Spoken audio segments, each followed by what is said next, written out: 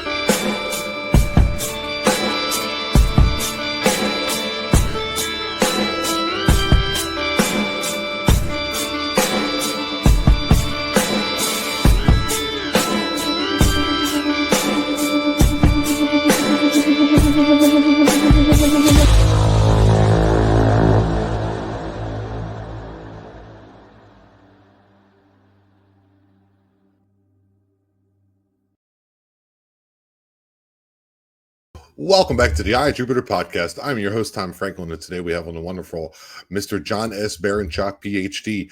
He's an author. He's a field researcher when it comes to all things Bigfoot, and a cool guy. He's actually taught down here on the Yucatan Peninsula, so we have that in common, and we're going to have a great discussion. I am sure of it.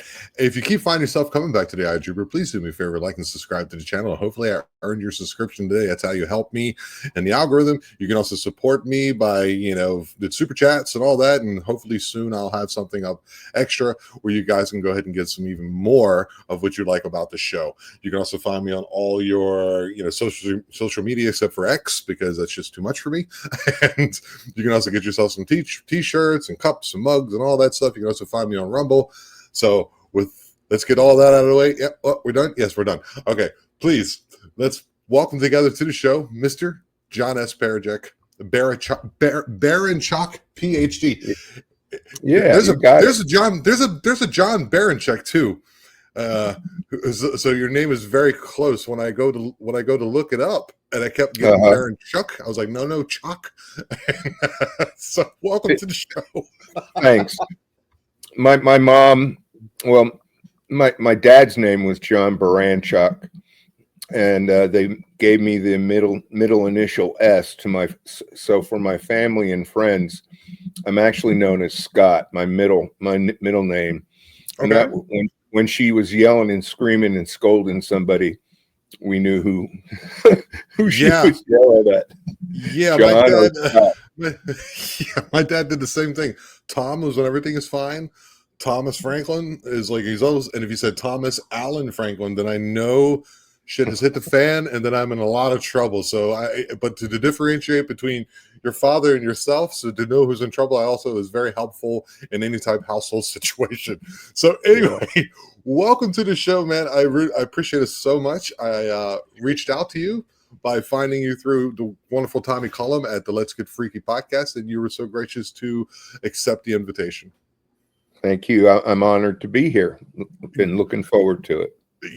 So is me as well. It's been a hot day. I was telling you, it's 108 degrees out right now. But so please do me a favor, my friend. Tell everybody a little bit about yourself and where we can find you.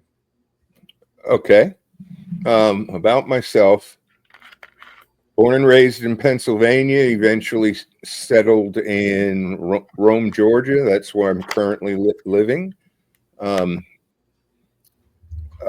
Neuro and pain psychologist for most of my career. Started getting into squatching towards the end of that career, looking for trout fishing streams, and came across the BFRO map, thinking it was a trout fishing stream map, only to discover it was an expedition map. Wow. And that's how I started squatching. I figured if I'm looking for Bigfoot, I'm going to be remote enough to do some fishing as well. And, doubling up? You're doubling up? Yeah. Is that what you're doing? Yeah. Okay.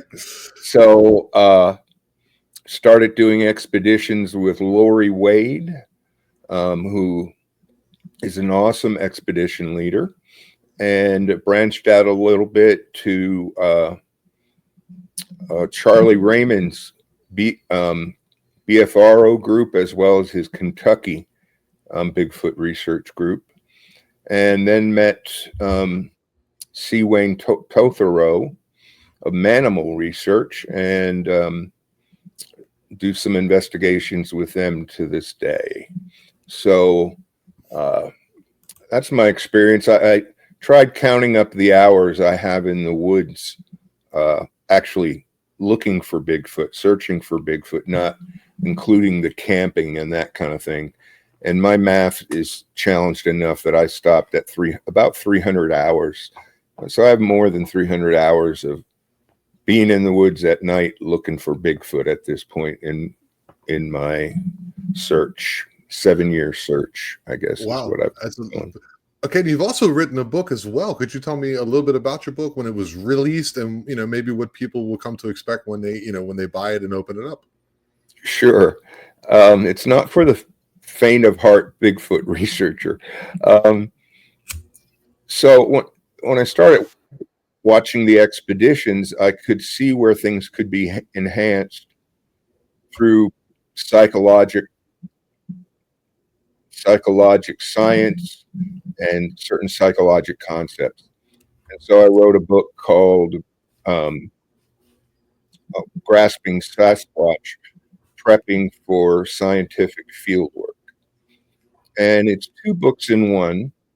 The first half of the book is really kind of background Sasquatch knowledge and background psychology knowledge of concepts that are relevant to Squatching and to Bigfoot. Talk a lot about bias. You frequently hear people comment, well, we could prove it in a court of law. Why can't we prove it to science? So I've got a chapter in there dedicated. That's interesting. I've never heard it put that way before. That's very interesting. So I got a chapter in there kind of looking at laws and types of evidence that can be introduced into courts versus scientific, and how they're weighed differently to help people understand that. And that's all in book 1. And then in book 2, I focus more on science and talk about a little bit about oh my goodness, what's the veterinarian's name that did Jane Goodall? No, that did the Bigfoot study. I'm blocking on her name. Oh, I think she's the one who did the DNA. I know who you're talking about. Yeah. I'm sure people they're screaming at the screen right now, John. Don't worry about it. I don't know it. I don't remember it either. So I'll jump in the hole with you. It's cool. It will come to me at some point. So I talk a little bit about her, propose some experiments on infrasound, and then teach experimental design and statistics, and give examples of how that could be applied to Bigfoot field research. Design some hypothetical experiments that you could then reduce down to numbers to be statistically analyzed as ways to measure Bigfoot and parse out human influence, for example, from Bigfoot. For example, wood knocks. How do you ever really truly know if it's a Bigfoot or a human making that tree knock? And right now we're kind of stuck in an observational model where we make that judgment without the knock being seen, right, and base that judgment on the quality of the knocks and some other factors. Well, in the book, I talk you through an experiment that would allow us to extract any human influence from the tree knocks that we hear through an experiment in the field, and then use statistical analysis to show how much is a human influence versus a Bigfoot influence. Interesting, because people are you're saying it's possible that we're having some type of precognitive situation when we go out there and we hear that. And why couldn't it be just a tree cracking from the wind, or deadfall, or a number of other things, or anything? It could be just like, it could be a stone falling off a hillside and smashing. It could be a number of things. And because it's kind of like Hollywood at this point in some aspects in the Bigfoot research. Yeah. You see someone shoot a tire and you think, oh, they're just going to, it's going to go pop. And it's not true. And all, car falling down a hill and just blows up every time, that's not going to happen. I think that's a very, very interesting approach. So this is going to be, I guess we'll just go ahead and get it out of the way. What's happening? What is your opinion on what's happening in the forest around the world? They have different names and different tribal people. I just talked to Mr. Opit in Australia, and he was talking to me about the Yowie and what he's been experiencing out there. He's been deep in the forest of Borneo and where was the other one? What's that crazy, the wild one, the Papua New Guinea and all that. And he's also had thylacine, which is the Tasmanian tiger. It's pretty incredible what's going on, at least in our neck of the woods here in North America, and especially on the East Coast. What have you experienced, and what is your take on what's going on out there? We'll start with responding by the short answers rather than my experiences, and get into my experiences. I think a lot of questions people typically ask me to answer, the response is easy, and that response is we have insufficient scientific data to make conclusions. We're using an scientific observational model that really, the validity of the evidence boils down to the voice of opinion and reputation, rather than rather than more objective decisions. Let me put it that way. And so I think part of what needs to happen is we need to make a shift to more experimental kind of evidence gathering, and take ourselves out of that decision-making process about the validity of the data and what it's telling us, using experimental design and statistical analysis. So that's kind of stepping back from a big picture. The big question that everybody seems to debate is origins, and what is the origin of this creature. I believe there's something out there, and believe, we call it Bigfoot or Sasquatch. My encounters, I've had 2 butt pinching Class B encounters. I have yet to have a Class A encounter. But, you'd have to be quite a skeptic to go on an expedition and have an intense Class B encounter and not reconsider your skepticism, because the experiences can be pretty powerful, and I'd say pretty convincing at that. I started as an open-minded skeptic on my first expedition, and probably by my 3rd outing, which I did by myself actually, I became, a true believer, because I got growled at by a Bigfoot at about 90 feet away from my campfire ring. So, I think there's something out there, whether it's a relic hominid, whether it's an interdimensional creature, whether it's an alien, whether it's a demon. I really don't think we know enough to be able to characterize it. The main, I think probably the most popular theory is the evolutionary theory and the different subdivisions of them. Right. Because we're looking at footprints a lot, but there's still a lot of, and I'm not discounting the footprint evidence at all when I say this, but there's still a lot of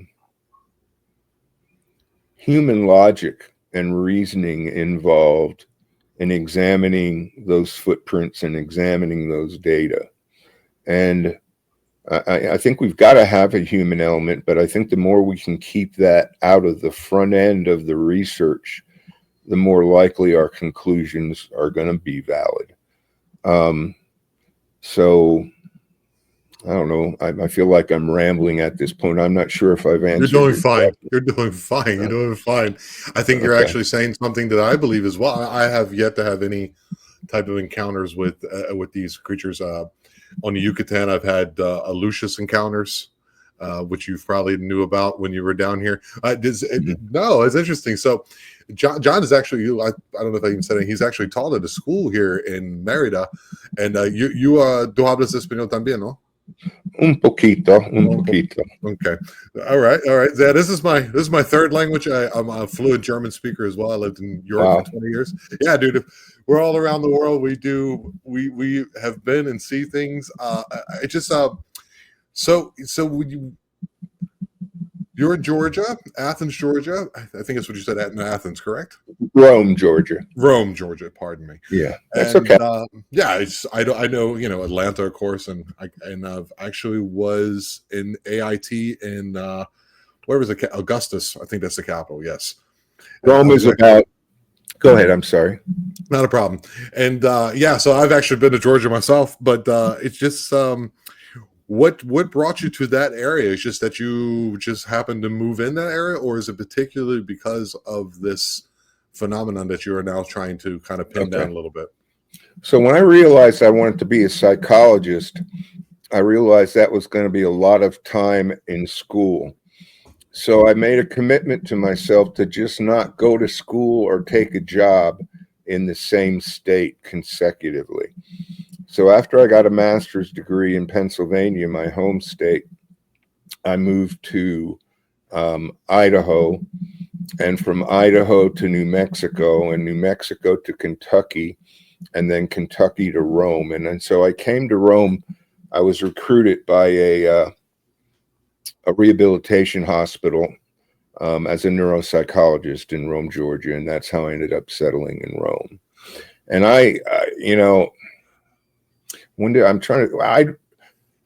I'm relative, I really didn't, I think I had a Bigfoot experience before I ever thought of Bigfoot, but I really didn't start thinking about Bigfoot, honestly, until I came across what I thought was that trout fishing map, and it turned out to be the BFRO expedition map. And that's when I started thinking about it. Yeah, trout fishing is quite a big thing in Pennsylvania. I lived in Pennsylvania for a year back when I was like 11 years old. I'm from Maryland, so we're right there. I don't know which part you're at. I'm from right outside of Baltimore. I was born in Baltimore, and so we've been around. You traveled around. It's very cool that you get to do something that you actually enjoy. You must enjoy your job if you've done it for as long as you have, and you're just like, I'm going to trout fish, enjoying a weekend warrior stuff, and you run across this map. And like, kind of walk me through, like, so that you just started like, meeting these people, and then you started going out and doing research yourself. How did that come to pass? Well, on one hand, every expedition is a research opportunity, but I came to my first expedition, as I said, with an open skepticism. And so, I spent a lot of time trying to examine and learn and see how the research happens. And so, BFRO is primarily an experiential research organization. The nuts and bolts of it are you go out typically at night, but daytime opportunities are available. And but typically at night in small groups of 4 to 6, and you try and encounter Bigfoot. You try and do some provocations, look for Bigfoot evidence, so on and so forth. And so, that's how I started getting into it. I was a Boy Scout, so I always enjoyed camping. So it was a good fit as well growing up. But I'm sorry. At this point, I've lost track of your question, to be honest with you. It's not a problem. It's not a problem. This is my job as the host. You're the hostee, and I'm the hoster. We'll figure it out. We'll figure it out, Mr. Baranchok. So, all right. So you go out there, and so I was, I did do a little bit of research. I do like to keep things a bit fresh when I listen to, upcoming guests. It's important that I'm also surprised and that my reactions are genuine to what's happening. So what kind of evidence are you seeing? What kind of experiences are you having when you're going out there? And how much detail do you want me to go into? You can go in as little, or first of all, you can qualify what is a Class A and a Class B sighting for the layman as myself. Okay. So the BFRO, irrespective of what, the BFRO for some people is a controversial organization, Bigfoot Field Research Organization. But no matter how you feel about them, they've done some important work. And I think one of the pieces of important work is they developed a classification system for encounters. And they divide Bigfoot and Sasquatch encounters into 3 levels: Class A, Class B, and Class C. And it's in much more detailed verbiage than I'm about to give you. The verbiage is actually in my book. It's part of my book and on one of my podcast shows. But a Class A encounter is where you undeniably and clearly are able to identify what you're seeing as a Bigfoot. Like there's no doubt that it is. If somebody's with you, they agree. It's clearly not a man in a suit. It's clearly not a bear. It's not being misidentified. Most of these do happen in broad daylight, because the ones that happen at night, that's where you begin to get into the A-B gray line, because you might see a shadow darting across the road, but can you be sure that was a Bigfoot? Right. Because it happens so fast. And so that's the Class B encounters are when you have an experience that you're reasonably assured is associated with Bigfoot, and would include things like tree knocks, stone clacks, finding footprints, foot casts, vocalizations, things where you can't clearly identify a Bigfoot producing that phenomena because you didn't see him producing that phenomena, but that are highly associated with Bigfoot. Okay. And then Class C phenomena is hearing somebody else's story secondhand.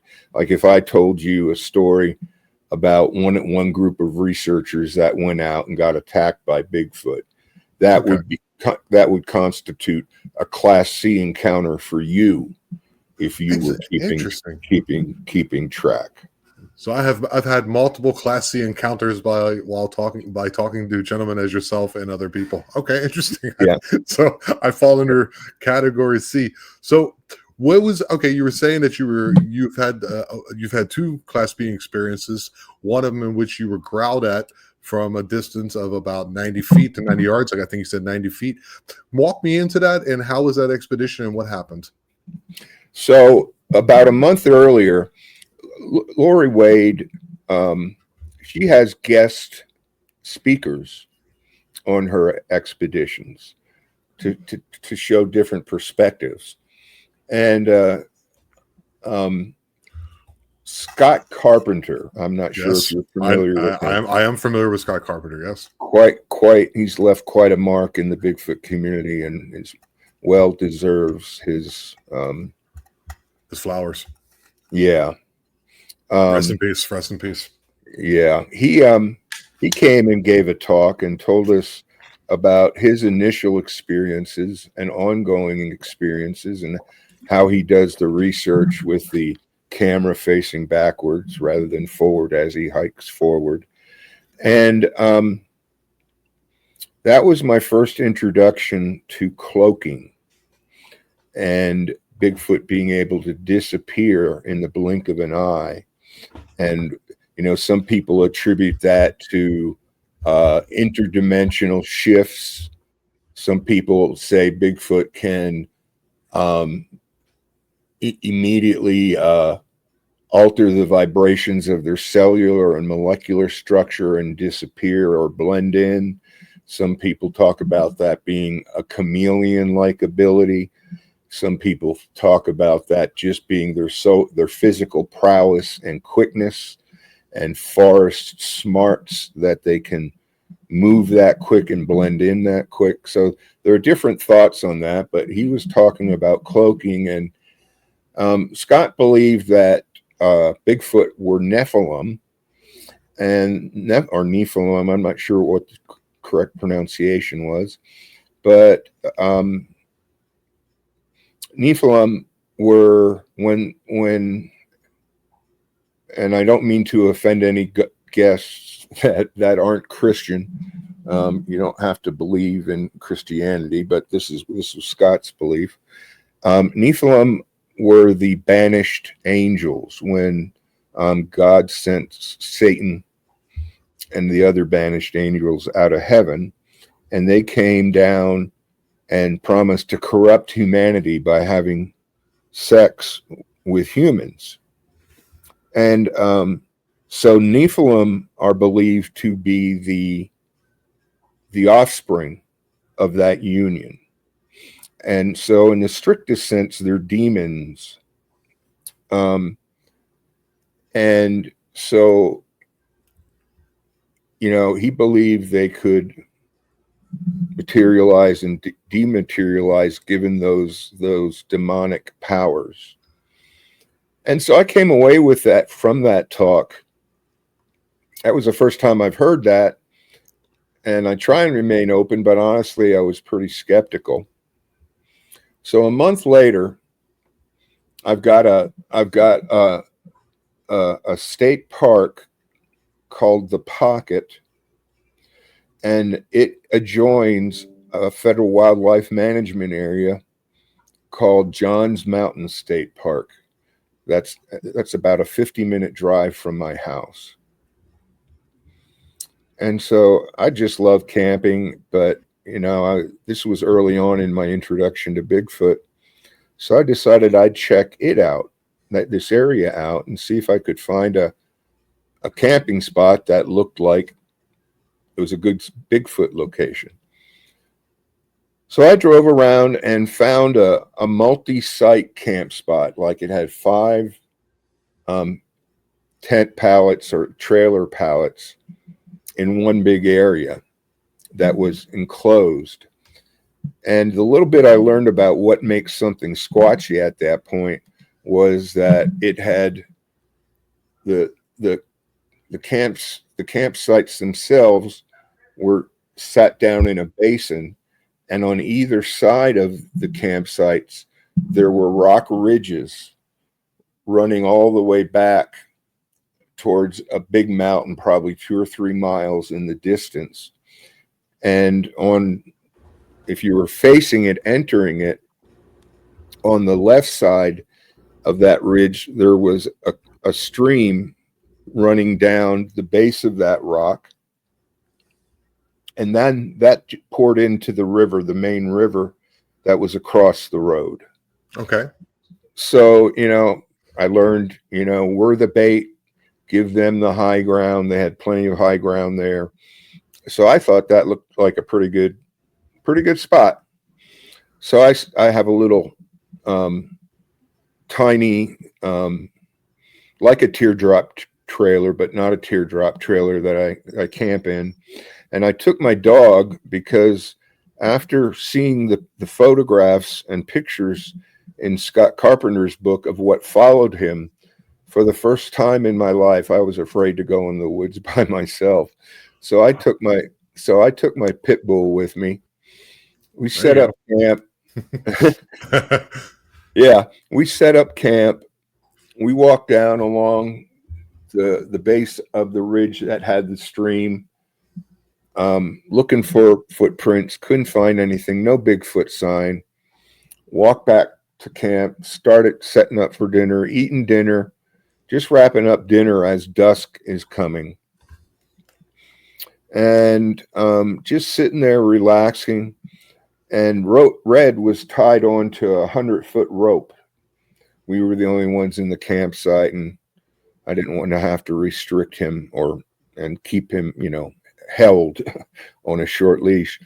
And he's chilling about 5 feet from me near the fire ring. And all of a sudden, he sits up on his hindquarters, and he sticks that pointy nose up in the air, perpendicular to the sky, and starts sniffing. Wow. And he sits like that for 5 minutes.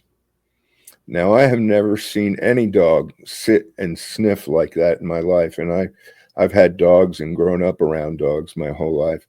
And when he brought his head down, he started snarling and aggressively growling and chomping out and it was as if he was seeing something right in front of us, by the level of his head and the his head wasn't turned one direction or another. He was looking at something or sensing something at his 12 o'clock, and he just went ape shit. And so I said, okay. I couldn't see a thing. I couldn't see a damn thing. It wasn't completely dark. The sun was below the horizon, but there was still some light in the sky. And so I went and got my headlamp, and I said, okay, Red, let's go check it out. And when I took him off the rope to a shorter 14-foot leash, he wouldn't move forward. Wow. I tried to tug him and drag him, and he wouldn't do a thing. And okay, I put him back on the rope, and he scurried under my camper. Wow. And so it was like, oh shit. So despite my, I guess this is more of a comment on me than anything else, but despite my skepticism about Bigfoot's cloaking still, as I walked forward alone to investigate this, I literally put my hands out in front of me, straight in front of me with my elbows locked, for fear that if I didn't, I might bump into a cloaked Bigfoot. I was so sure. Awesome. I was so sure that there was something out there that he was seeing or sensing that I couldn't see, and I wasn't going to risk belly bumping with a Bigfoot. So I walked out to the paved road, looked up and down the road, walked up and down the road, nothing. Went back to the fire ring, got Red out from under the trailer. We're sitting chilling for about 3 minutes. And I'm sitting at about 1 o'clock to the entrance to this campground. And Red gets up again, walks to about my 1 o'clock, sticks his head up in the air again. And this time, instead of sitting there for 5 minutes, he sits there for 3 to 5 seconds and brings his head down, and again, just growling, snarling, snapping, barking, just really aggressive. And as he's going on and on and on, some bushes, I went back and measured them 90 feet away from me, a little sapling tree with some low growth around it starts rattling. And from that bush, I hear, above my dog's commotion, I hear this.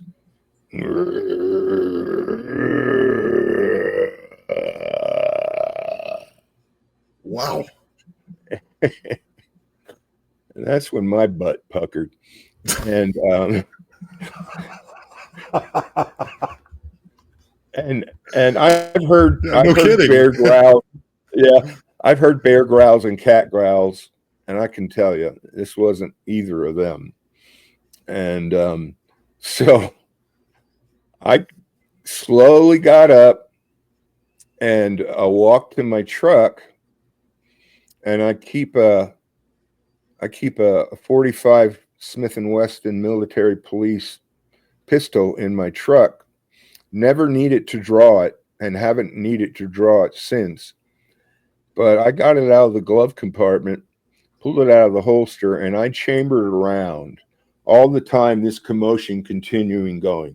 The growling, my dog snarling and snapping, bush rattling. And when I chambered that round, that growling and bush rattling stopped.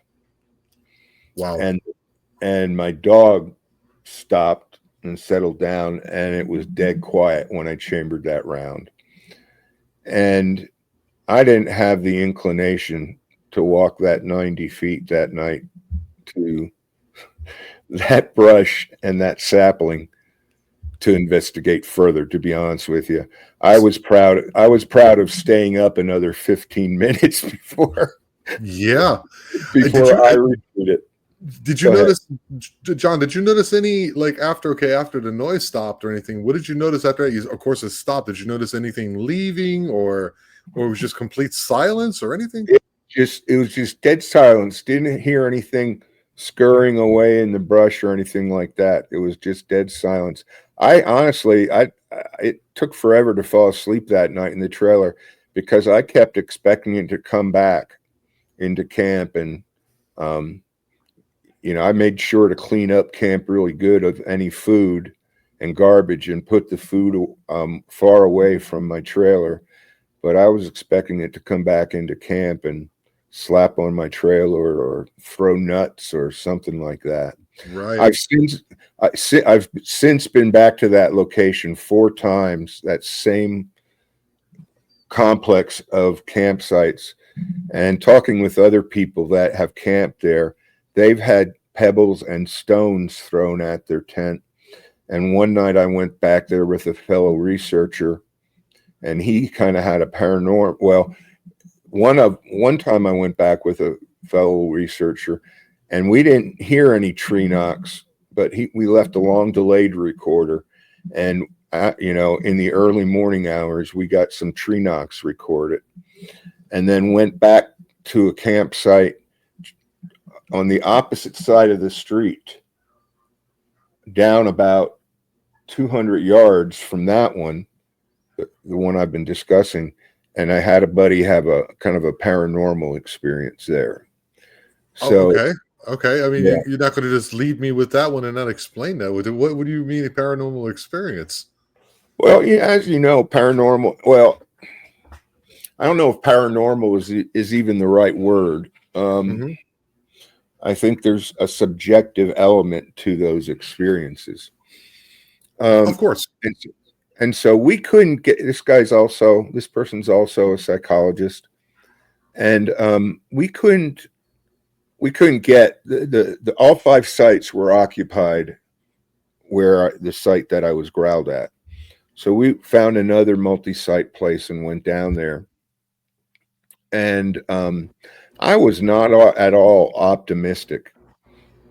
I don't know, but we set up our camp, explored the area, no obvious sign, drove around looking for other sites, spent the night midway up a mountain at a campfire, seeing if we could draw anything in.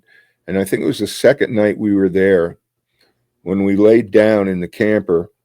I've got a service dog who's a half bull mastiff and half Anatolian shepherd. So he weighs 80 pounds, and I can sleep comfortably in my trailer, 2 big men and the dog. But this was the first time this gentleman and I had been out. on cue, my dog starts Yeah, playing. that's. I'm a little spooked out, John. I'm a little spooked out. Boss. And I wanted everything, you know, I wanted him to be as comfortable as he could in my trailer. So we laid down, and I kept my dog outside on the side that I was sleeping on, and had him lay down right by the door. And we laid down to go to sleep, and I start hearing this gurgling sound coming out from under my trailer. But my dog's not spooked or disturbed or anything, not acting strange, but an unmistakable gurgling sound.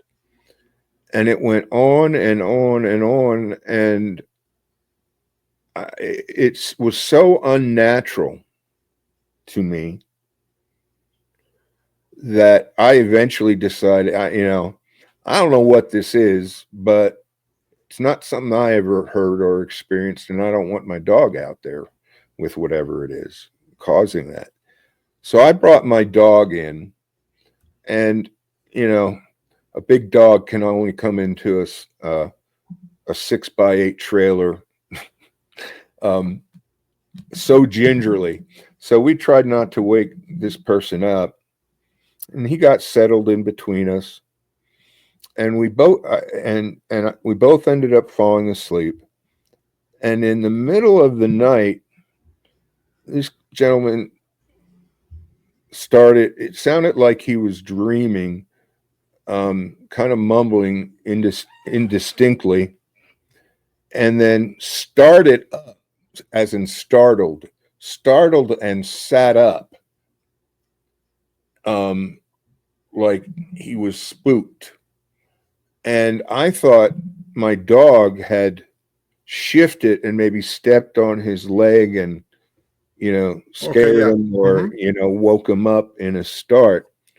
But I had been laying there listening to him for a bit, and then when he jumped up, I kind of put my hand on his arm, and I said, "I think you're having a bad dream, buddy. It's okay. It's okay. Maybe Hoss woke you up." And he said, "John, I was experiencing a Bigfoot looking in our trailer window." And so we pulled apart the curtains and looked in the window and didn't see any evidence of that. And the next morning when we woke up, didn't see any evidence of that. Look for footprints and handprints on the window. I thought he might have just had a dream. He feels pretty strongly that it wasn't a dream. It was either a trance experience for him, or some kind of other encounter on a different plane for him. Yeah, I've heard of those before. I had Jason Solosky on a long time ago, and he was talking about being camping in Canada, and he said it felt like when he fell asleep, there was like they actually like grabbed the trailer. It felt like, and they were like kind of rocking him to sleep. So I've heard of all types of encounters. But to have that experience of the gurgling noise, and then, which is unexplainable, and then the subsequent like waking up and being, like what was that, and trying to figure, that's a bit different. John, what has been the most, like, I'm sure you've spoken to people in the areas that you've gone to, being a psychologist as yourself, you think about, what kind of markings are in their mind when they're, the things that are maybe affecting which parts of the brain emotionally as well as psychologically. What has been the most like intriguing thing for you about what you're doing? That's a great question. I've never been asked that question. I don't know to say thank you or no, it's a great question. I'd like to be psychologically profiled too one day. I'm sure I got a couple screws loose. That's been I intentionally, I've made my research focus on Bigfoot phenomena rather than Bigfooters, because researching Bigfooters is a potentially slippery slope, in my opinion, because people tend to be a little bit sensitive about their experiences and things of that nature. Okay. Yeah, it can be So, like they like to fall into the two, like, they're only this or they're only that because their experience varies from somebody else's experience, and well, therefore they like to stand there and, postulate from their soapbox. That happens. Yeah. yeah, there's still a stigma associated with believing in Bigfoot or having an interest in Bigfoot. Absolutely. I got into it late in my career and working in private practice, and I just didn't give a darn about what anyone thought. I was never in a closet to come out with it. I was just upfront with people about it and just dealt with it. But so there is a stigma associated with it. It's hard for me to pin something down intriguing. Um, some friends have experienced some really interesting encounters. Intriguing. I think the whole woo phenomena, the whole paranormal side. Excuse me, I'm getting a message that my battery is running low. That's not a problem. We can cut this part. It's not a problem. No, I thought I had plugged in my laptop and I just hadn't. All right. So we're good.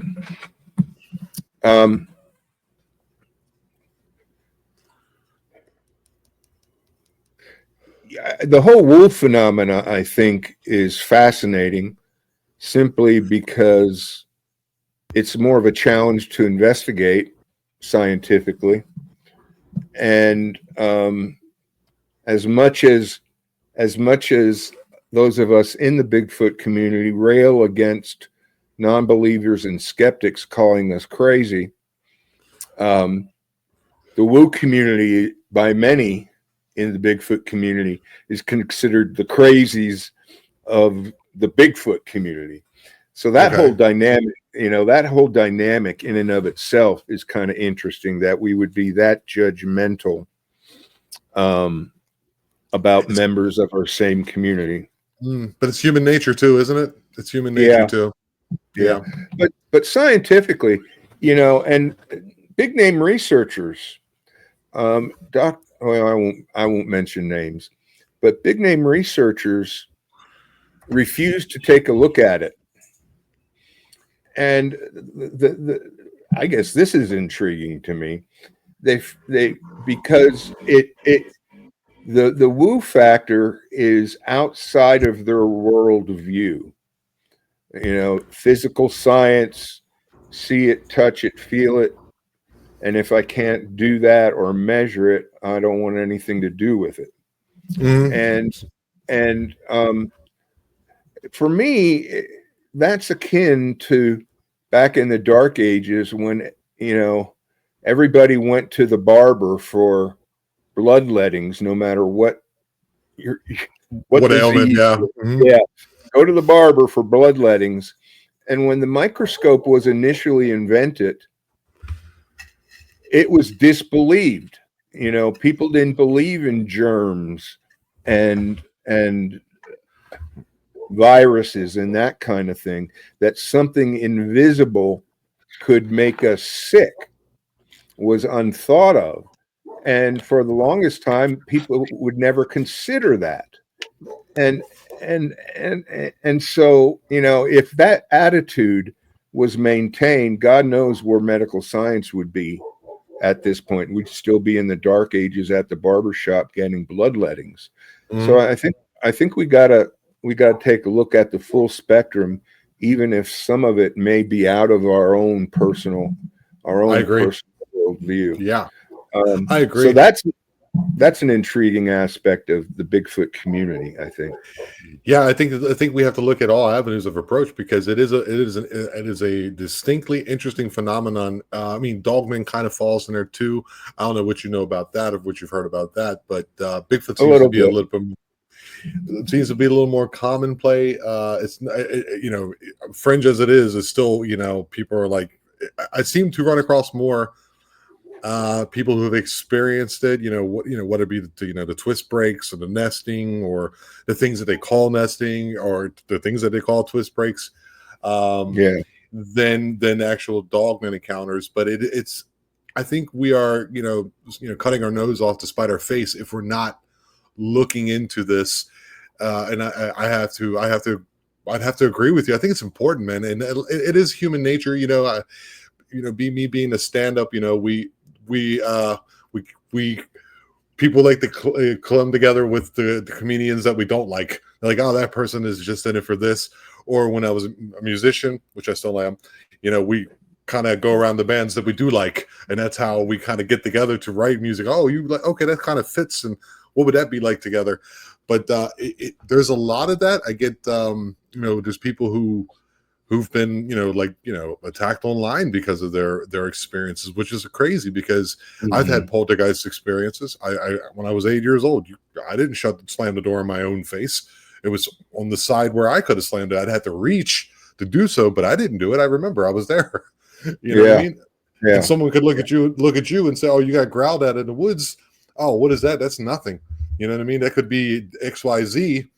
But I'd imagine the low register of it made you go, no, I am a woodsman, and this does not fit. Yeah. As somebody with a doctorate degree, and entering the Bigfoot community, I kind of feel, and in psychology nonetheless, I kind of feel like somebody with a multiple personality, because the experiencer in me just wants the experience. I just want to see one. But the scientist in me knows that will never be enough to prove anything. And if the species needs help, to get the species the help it needs. I don't know how much more time we got, but I would like to share with your viewers my equally butt puckering encounter, if we've got time. Absolutely, John. We have as little or as much time you want. If we go over an hour, we'll do a little quick cut, and then I could put it. I'm starting to, like a little thing, like a little extra, like where people can go, oh, you still want to hear it? Okay, you can check it out for like a minimum, like $3 a month or something, whatever I decide. So okay. Yeah, no worries. Okay, so again, this was number one. Let me say this: I envy versus have some skepticism about people who see them every time they go out, or some people describe a familial relationship with them. I think it would be cool if that was the case, and I stay open to that. But I've been out in the woods quite a bit, and there are quite many expeditions that I've been on where I didn't have any experience. It's not like every time I go out, I have some kind of Class B encounter with a Bigfoot. But this is probably one of my most convincing and impressive ones to me, and butt puckering ones for me. And this happened in Tennessee.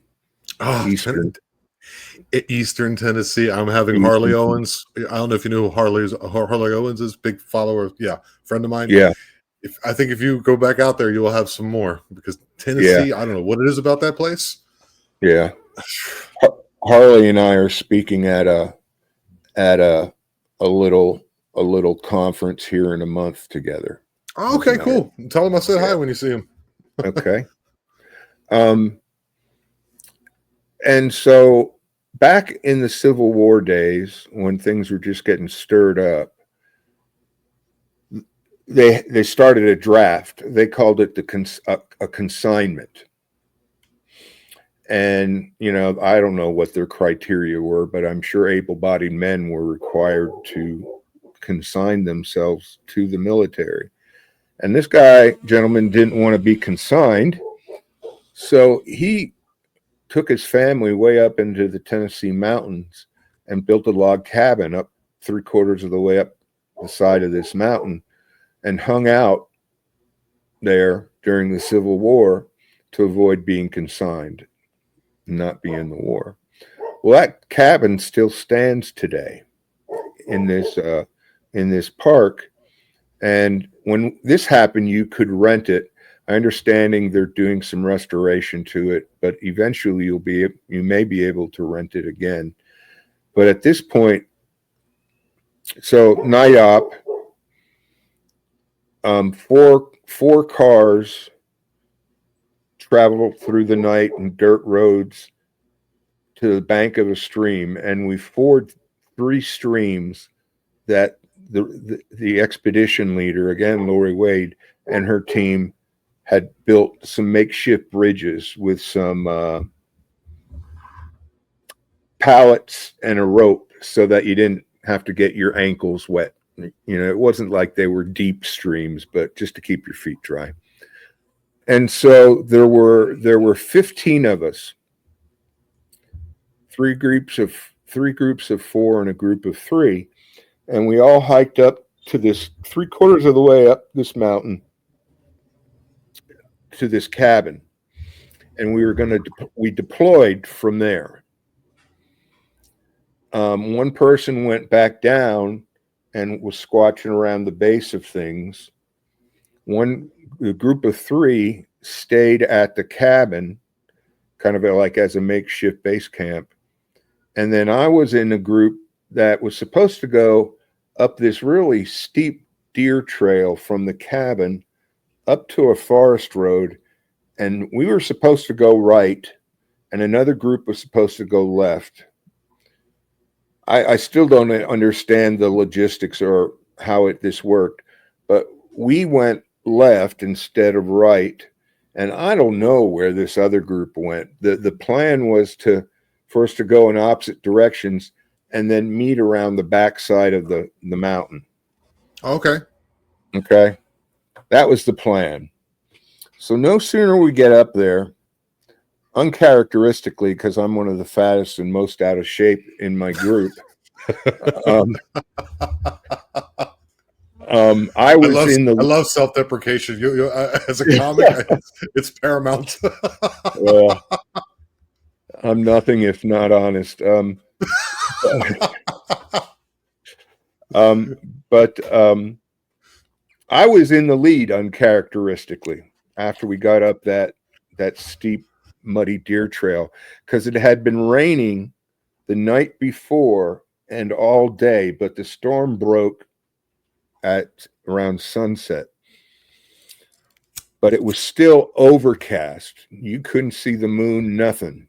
Really dark. So we climbed up the deer trail.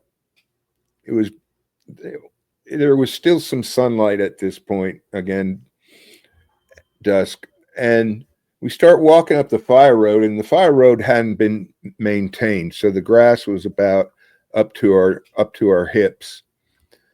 And immediately, with me being in the front, I noticed that all you could hear was the water trickling down the mountain from the rainstorm, and the leaves rustling in the tree because it was still kind of windy. And George Wrigley, it was myself, George Wrigley, Mark Ogleby, and Dan Kegley. And Dan is featured in this story in an interesting way.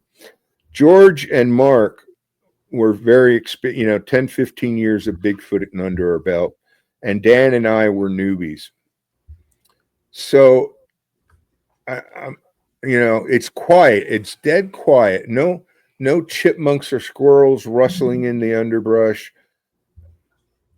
Just no animal signs or sound, not even tree frogs. I expected to hear tree frogs after a rain, when things are clearing up. No tree frogs, nothing, just water trickling down the mountain and the tree leaves rustling in the wind. And I said to George, is this the kind of silence you're talking about when Bigfoot's in the area? He said, well, John, it gets this silent, but usually your spidey senses tingle. You get this sense that you're being watched or followed, or, you get this uncomfortable feeling, and none of us seem to be feeling that. So, no, I don't think that's what this silence means. Okay. So our goal was to meet this other group around the backside of the mountain. So we start hiking up this gradually sloped fire road, and we hike for an hour, and we keep trying to use the walkie-talkie to get a hold of them. Can't get a hold of them. Still quiet. Don't see any signs of wildlife. We walk another hour, like becoming the death march at this point. We're thinking we should have connected with this group. We try the walkie-talkies again, and we finally connect up with them. And they took a path, to make a long story short, they took a path that meant we wouldn't, no matter how much we walked, we would never join up with them. We weren't going to connect with them. But we asked them about wildlife. You guys see any wildlife? Oh my goodness. Yeah, we spooked some turkey roosting in the woods. We spooked some roosting in the trees. We've seen, squirrels and chipmunks and deer, and there's even evidence of pigs rooting in the soil, right on the road. Wow, we haven't seen a thing or any sign. So at that point, we realized we weren't going to connect up with these guys. So we start walking back downhill towards the deer trail. And these guys, all well-educated and smart people, but they liked hearing me talk about hypnosis. And we often talked about how hypnotic influences could be influencing people's perception of Bigfoot and their experiences of Bigfoot. Okay. And we were getting close to the deer trail, maybe 500-600 yards from the deer trail. And I don't know what sentence I said, but it really struck a chord with George. And it was George leading us. I was behind George. Dan Kegley was behind me, and Mark Ogleby was bringing up the rear. And I don't know what I said, but George stopped on a dime and pivoted on his heel and took about 2 steps towards me and said, J, and got out the first consonant of my name. And before he could get out any other sound, this explosion happened over our head, a tree pushover that positively sounded like a bomb going off above us. And I mean, it sounded like a bomb. And then that immediately was followed by what I thought I thought I was dead. For 14 seconds, because we got a recording of it, it sounded like a landslide was coming down on top of us. Wow. George and I scurried a little bit down the path. Mark Ogleby scurried a little bit further up the road. And Dan Kegley, with his fight and flight, he decided to fight. And he pivoted on his foot, looked up the mountain, and went to pull his K-bar knife out. And he was ready to tackle what was ever headed our way. I was thinking rocks. Knife isn't going to do you much good against rocks, but he was ready to fight. And so I nicknamed him Braveheart from that day. We got to go camping. All right. Okay. I know who you are a little bit. That's cool.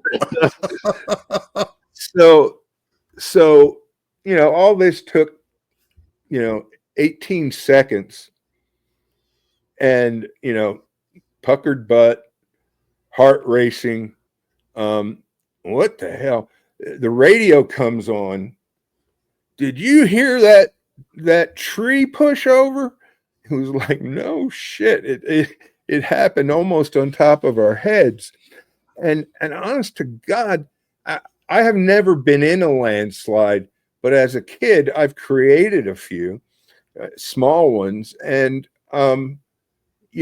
rocks and logs going down a steep slope. They roll for a while, and then they hit something, and they're airborne, and the sound Right. stops, and then that was going on in front of us and 50 yards on either side of us. And when this was going on, I was just, honest to God, I was expecting this huge tree to come rolling down on top of me and big boulders. It was that loud. I just expected the side of the mountain to be coming down onto the fire road and killing us. Not a single pebble or tree branch hit that road, that forest road. But as we were looking up the mountains with our lights, the same instant I saw these little particles settling on us, I smelled loam. Do you know what loam smells like? No, I do not. It's that real fertile soil that you get from like composting. Okay. It's the rotting kind of. I just didn't know the word. Thank you. You. All around us, loam started settling down on us. And so we spent 35, 40 minutes trying to look for evidence of what that was. Because as much as it sounded like a landslide, we sure didn't have any evidence it was a landslide. But if it was, it stopped pretty conveniently. So we exhaust our investigation, looking up the mountain. We decide we're going to come back in the day. So we put 2 vertical sticks forming an X right where we had this experience, so we'd know exactly where it happened when we'd come back the next day. So at this point, we've got probably 300 yards to the head of the deer trail to go down to the cabin. And we start walking that 300 yards, and about half to 3/4 of the way towards that deer trail, the walkie-talkie comes on again. Are you guys on the deer trail or the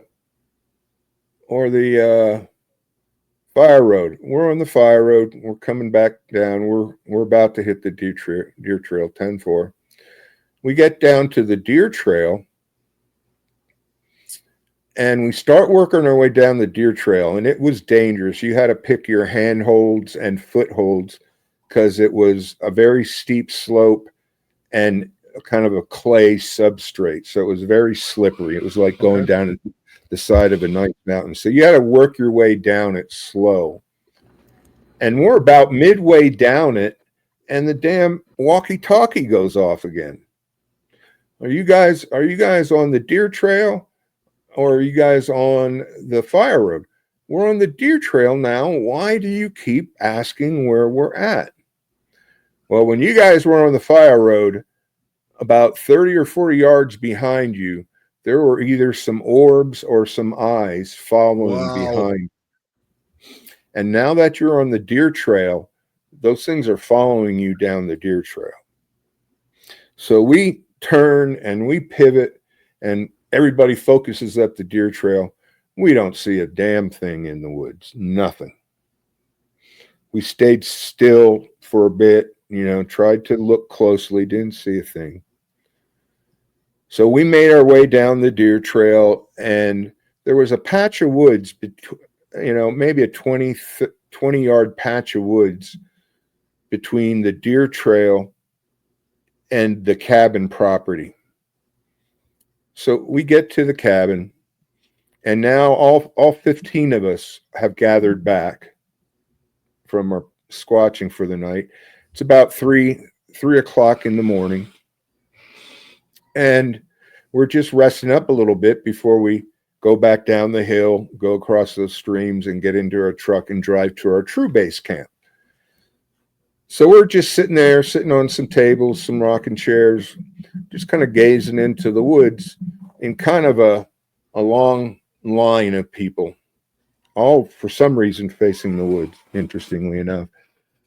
And all of a sudden I hear somebody say in a whisper, "Look at that." And then I look over to where I heard that say, and I see somebody whispering and pointing into that patch of woods at the deer trail. And then somebody next to them says, "Look at that." And then somebody on the other side of me says, "Look at that. What are you guys seeing?" And somebody says, just look into the woods.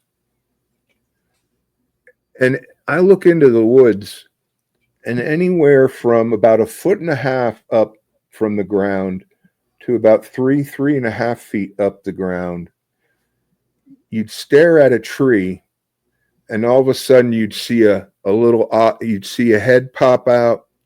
You could barely see the outline of a head, but you'd see a red eye glow pop out one side. Whoa! Pop back in, pop out the other side, just going back and forth like that. And then suddenly it was gone, and you'd see this was going on within like a 50-yard swath of forest in front of us. And as good as we could count, 20-25 peepers peeping their heads in and out behind trees. And all 15 of us watched this for about 20 to 30 minutes, 25 minutes.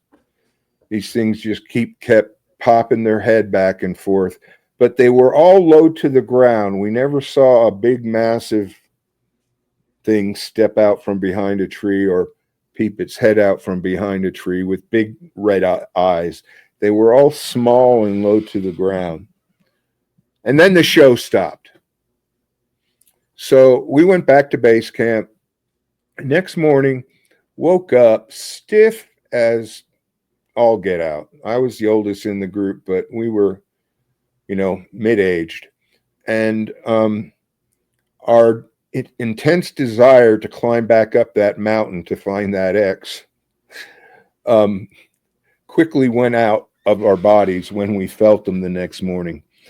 Wow. So when we were just stiff. From climbing, yes. Yeah, we were just stiff and sore and too out of shape to do it back to back, is what it boiled down to. So this one guy, we debriefed in the morning. You debrief in the morning. And this one guy was fresh out of the military, deer hunter, in incredible shape. He says, "I'm going up there to check it out." So we gave him directions to go up there and check it out. He found the X. And I'll be damned if in the middle of the path, the fire road, he finds an adult print, Bigfoot print. He rushes back down to our true base camp. Found a print. Took one of the best footprint casters in our organization up with him with a casting kit. Went up and poured a cast for this adult print. As they're waiting for the cast to cure, they start looking elsewhere in that general area. And when we were trying to debunk it or figure out what was going on, that landslide sound was coming from above us, down on us. Right. So we kept looking up. We never thought to look on the drop-off side of the fire road. But while they were waiting for the cast to cure, they noticed a bark tear 15 feet up a tree, fresh bark tear 15 feet up a tree on the drop-off of the fire road. And when they walked over to that bark tear, they found a partial adult print on the precipice of that beside the tree, right where it goes over. Mm-hmm. And when they So they looked down over the drop off, and it was about a 10-foot straight drop down, but then a ledge plateaued out after that 10-foot drop off, a cliff, a ledge. And that ledge was all muddied up from the rain draining down the mountain. And they, as best as they could count, they counted about 30 to 35 to 40 infant and juvenile Bigfoot prints on that ledge. So you probably spooked a bunch coming down the mountain or something. The fantasy is that we just, these things were watching us, tracking us. We didn't hear them, they were aware of us the whole time we were up there. But when George stopped and pivoted on his leg and back to me, I think we accidentally stopped next to a nursery or a playground or something like that on that ledge. And I think we were bluff charged. And that landslide, that what we thought was a landslide was one or more, likely more, at least two, I think, Bigfoot's bluff charging us, trying to scare us off. Damn, dude. Well, that's a good way to... All right, dude. Okay. Incredible. All right. It's like, it's one of those things where I have to take a little time to think about, especially with the orbs and them seeing it and them calling you again and twice and the great casting of the... That's an interesting, very interesting. That's like that's a B+ encounter. my opinion. If I'm gonna, I'll make my own categorization without my own organization. Yeah. And go ahead. Please.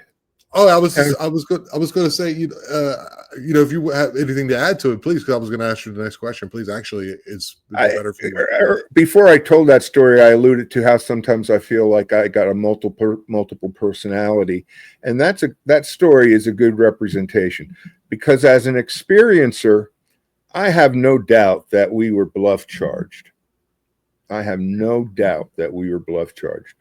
As a scientist who wants to crunch some numbers and some data, I think we got a high correlation there between all those events. But as a scientist, it's kind of iffy to say that was definitely a bluff charge. It lends itself perfectly to my next question, actually, which you said, so that's great. So, so being a scientist, knowing other scientists, and trying to unlock whatever this is that we're running into the forest as humans, what do you think would be the best way of going about that this goes into academia, in which things are taken a little more serious? What would be like maybe the roadmap or the way in which we could make this a little more palatable for the people in the universities, like Ivy League or whatever it may be? The vague science, huh? Yeah, like what would be, because we had it was continental drift that wasn't even accepted until maybe 100 years ago, however long it's been. What's your blah blah blah, and then or the impact on the Yucatan Peninsula, to bring it back here. That they started doing core samples, and they finally figured out, we're finding 100 feet down this molten glass material. Oh wow, so what would be the process into bringing this into academia, and which is taken, say, at least seriously enough to have more rigorous scientific exploration? So, I'm biased in this regard, of course, but the language of science is math. And I think we need to push our research into studies that result in numeric data that can then be statistically analyzed and presented in a scientific fashion. We already know from the Patterson-Gimlin film that science has rejected moving images of Bigfoot. Science has rejected still images of Bigfoot. Science has rejected pictures of Patty's footprints. Science has rejected casts of Patty's footprints.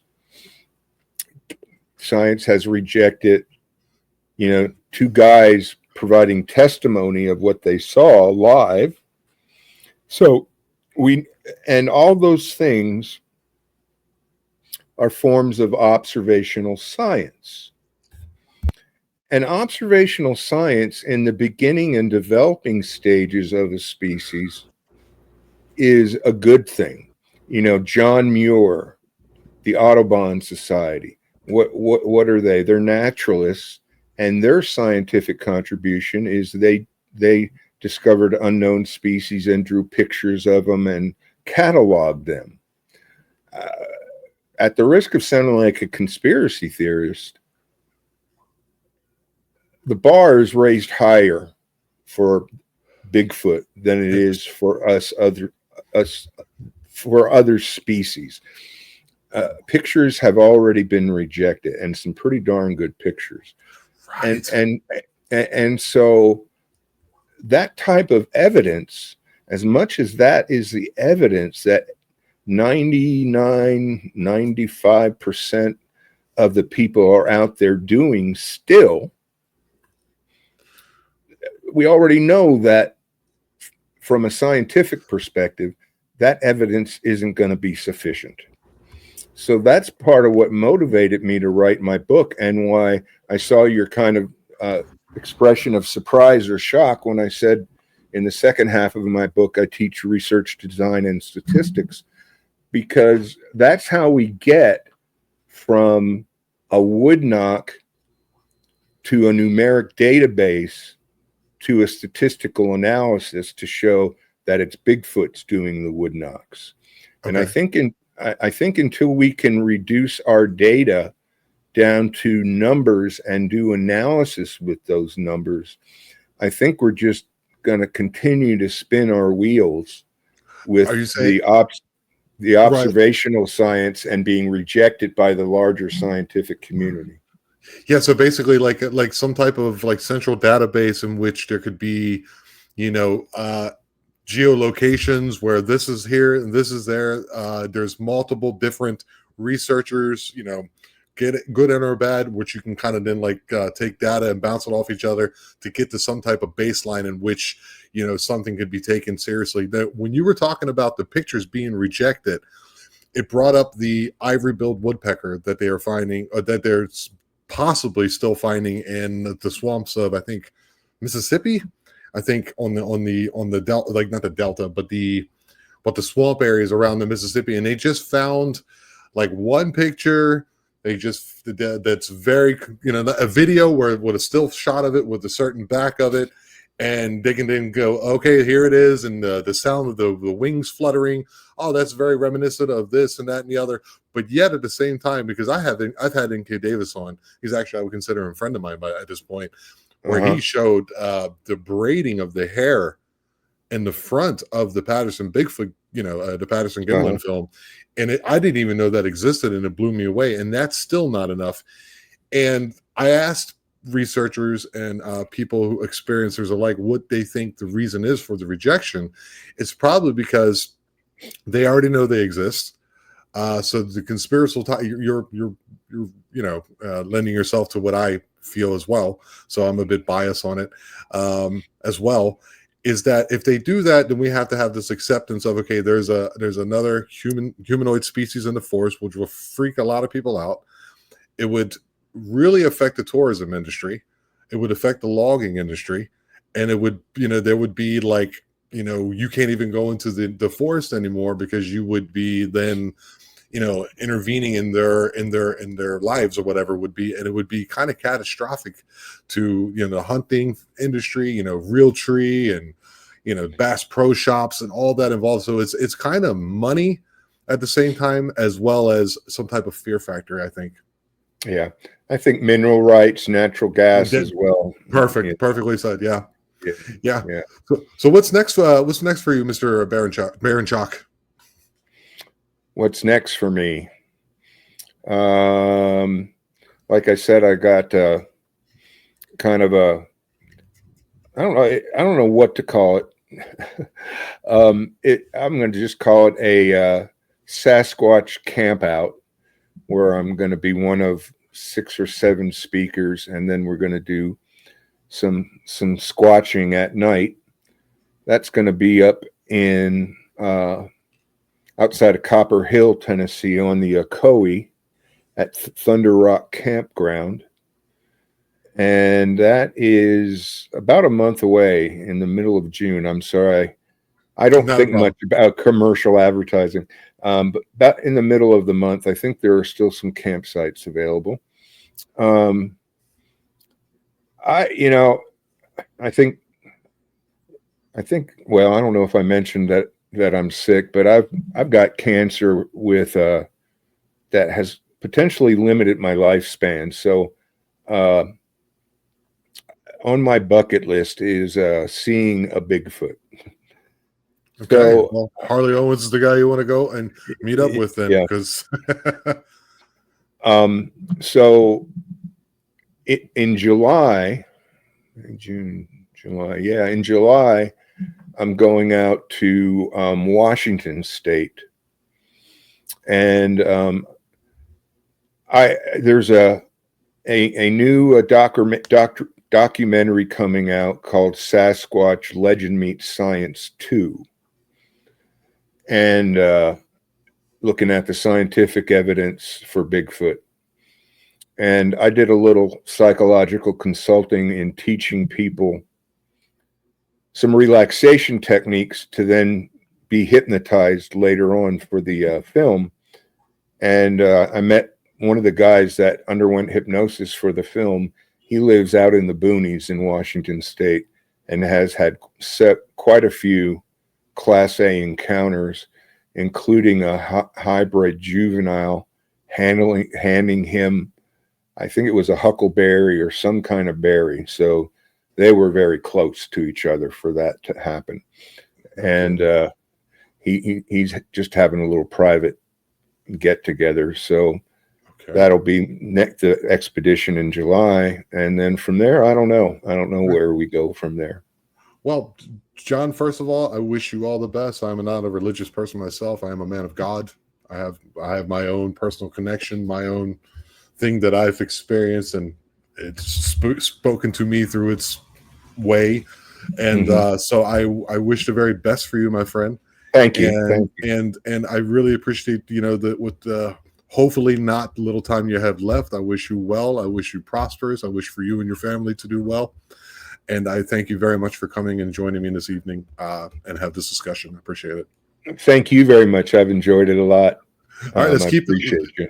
Absolutely. I appreciate you too as well. See, it turned out pretty good, man. I told you. So, all right. So just stay in the green room for a second, buddy. I'm going to do my little outro real quick. So remember, guys, go support John's work. Go and get his book, Grasping Sasquatch. The links will be in the description below, and give him a little bit of hand. And let's hear some more from him and see what's going on in the future.